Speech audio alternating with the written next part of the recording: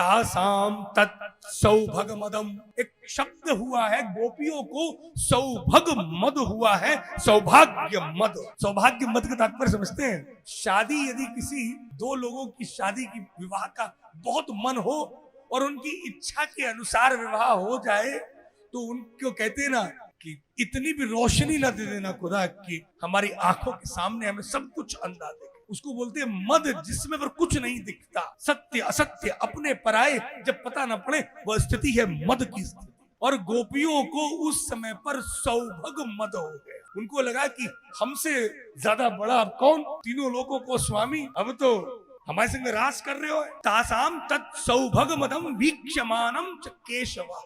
राधा रानी को भी दुख नहीं होता, राधा रानी तो आह्लादनी, ठाकुर जी की आह्लादनी शक्ति है। पर जब उन्होंने देखा कि गोपियों को तो अब सौभग मद होने लग गया, ये तो एकदम मदान्वित हो गई हैं, तो उनको अच्छा नहीं लगा। और राधा रानी को दुख होए तो ठाकुर जी ने गोपियों के मन में प्रकाश आए। मद जब भी आएगा तो आपके हृदय में अंधकार हो जाएगा। मैंने खूब देखा है, जब नया नया विवाह होता है ना, तब जब पति बहुत सशक्त हो, प्रेम करे, तो न तो सास दिखे, न ननद दिखे, न घर वाले दिखे, न कोई दिखे। बस चलो आज इस जगह ना खाना खाने जाएंगे और चलो यहाँ घूमने चले, ये उसे बोलते मद।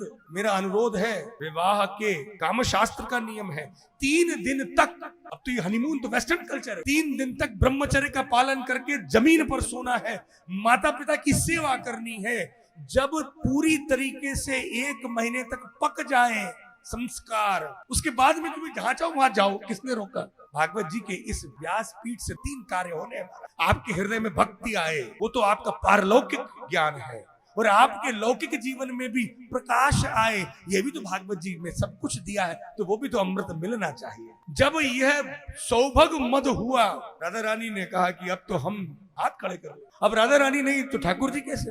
गोपियों के हृदय में इस मद के प्रशमन के लिए, और राधा रानी के हृदय में प्रसाद का शब्द का अर्थ होता है प्रसीदति, जहां पर सुख मिले राधा रानी, उनके सुख के लिए तत्रैवांतरधीयत, ठाकुर जी अंतरधीयत, अंतर ध्यान हो गए। अब गोपियां तो हैं, रास खत्म, ठाकुर ना है। अब ये सब बिहुअल लेकिन कहाँ गयो मेरो कन्हैया, इतनो प्यारो मेरो छोरा, इतनो प्रेम, इतनो आनंद, ये खूब होता है। जब जब मद होगा उसके बाद में ठाकुर जी चले जाए, वहीं पर झगड़ा शुरू हो जाएगा, घरों में क्लेश होने लगेगा।